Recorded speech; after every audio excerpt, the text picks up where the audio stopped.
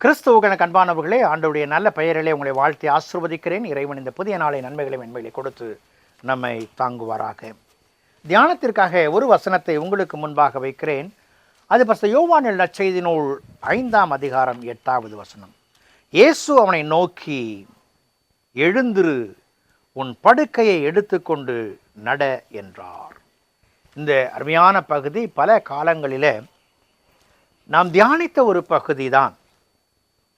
யூதருடைய பண்டிகை வந்த பொழுது பெதஸ்தா குளக்கரையில் 38 ஆண்டுகளாக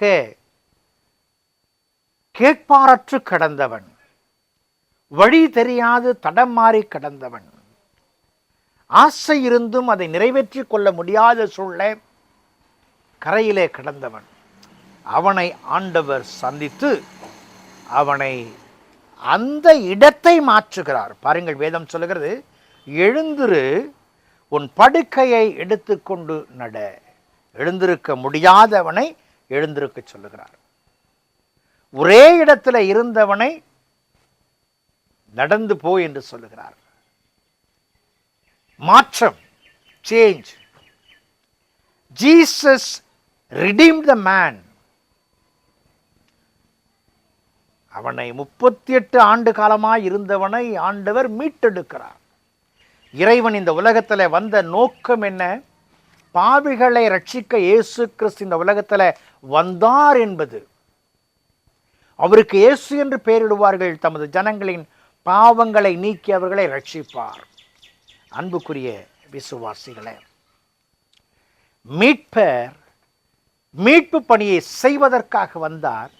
இந்த உலகத்தில் இருந்த காலகட்டங்களிலே, மனுஷிகத்தில் வந்த காலகட்டங்களில் எத்துணை மக்களை மீட்க முடியுமோ அத்துணை மக்களையும் அவர் மீட்பதில் அக்கறை செலுத்தினவராய் காணப்பட்டார். Redemption is a good news. Those who are seeking the redemption. மீட்பை தேடுகிற மக்களுக்கு இது ஒரு நற்செய்தி. இருளிலே நடக்கிற ஜனங்களுக்கு இது ஒரு நற்செய்தி. பெரிய வெளிச்சத்தை காண முடிகிறது. 38 ஆண்டு காலமாக இருந்தவனுக்கு ஒரு நற்செய்தி. மகாத்மா காந்தி அவர்கள் சொல்லும் பொழுது, no human being is so bad as to be beyond redemption என்று சொல்லுகிறார். மீட்க முடியாதபடிக்கு எந்த மனிதனும் இல்லை, அவன் மீட்கப்பட வேண்டும் என்று சொல்லுகிறார். இங்கே 38 ஆண்டு காலமாக வியாதியஸ்தனாய் கிடந்தவனை ஆண்டவர் மீட்டார். இன்றைக்கு நம்முடைய வாழ்க்கையில், நம்முடைய வாழ்க்கையின் ஓரத்தில் ஏதோ ஒரு இடத்துல மீட்பு வேண்டும் என்று காத்திருப்போம் என்று சொன்னால், மீட்பளிக்க வல்லவர் நம் அருகில் இருக்கிறார்.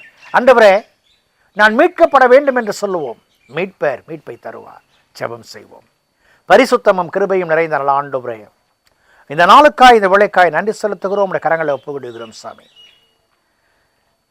என் மீட்பர் உயிரோடு இருக்கிறார். என் மீட்பிடத்தில் என் மீட்கப்பட வேண்டியதை சொல்லும் பொழுது அவர் மீட்பை தருவார். நம்பிக்கையோடு கூப்பிடுகிற ஒவ்வொரு மக்களையும் நீர் சந்தியும் தொடும் ஆசீர்வதியும். இயேசுவின் ஜெபிக்கிறோம் ஜெபக்கல் பிதாவே, ஆமென்.